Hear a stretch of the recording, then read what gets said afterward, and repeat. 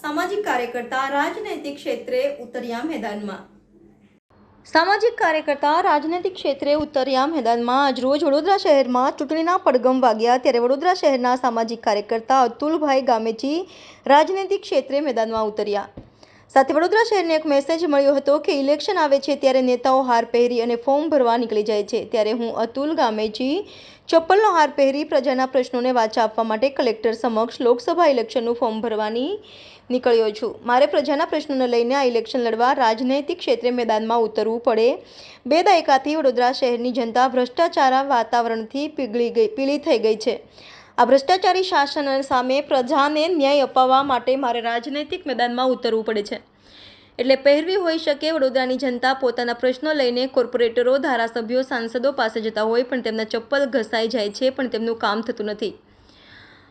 આ કુનીતિઓ સામે પ્રજાનો સારથી બની પ્રજાના પ્રશ્નોને વાચા આપવા માટે હું કટિબદ્ધ છું। Reporter Tejas Bhatt, YNN news, Vadodara. Vadodara 20 લોકસભામાં આજે ઉમેદવારી પત્ર ભરવામાં આવ્યું છે।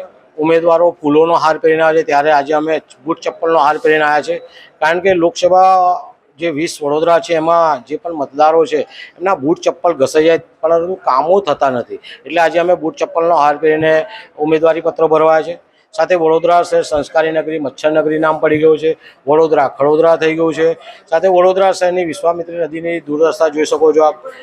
મહત્વની બાબત એ છે કે માન્ય મુખ્યમંત્રી સાહેબ આવીને જ્યારે કહેતા હોય કે વડોદરા પાછળ કેમ, અમદાવાદ સુરત આગળ છે તો વડોદરા પાછળ કેમ, ભારતીય જનતા પાર્ટીના પ્રમુખ પણ આ શબ્દો વાપરતા હોય, ત્યારે લોક લાગણી અને મુખ્યમંત્રીની લાગણીને ધ્યાનમાં રાખીને આજે અમે વડોદરા શહેરના સામાજિક કાર્યકરો ભેગા થઈને નક્કી કરીને વડોદરા 20 લોકસભામાં આવેદન જે ઉમેદવારી છે અમે કરી રહ્યા છે।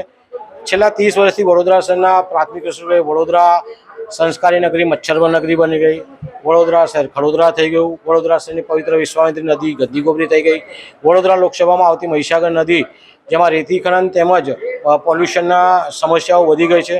વડોદરા શહેરમાં વિકાસ જેવું ક્યાંય દેખાતું નથી, ત્યારે અમે સામાજિક કાર્યકરો ભેગા થઈને સારી રીતે કામ થાય, વડોદરા લોકસભાનું નેતૃત્વ અમને મળે, જેથી કરીને વડોદરા શહેરનો જે વિકાસ નથી થયો એ વિકાસ કરવાનો મારો પ્રયાસ છે।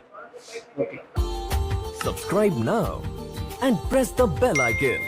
Never miss an update.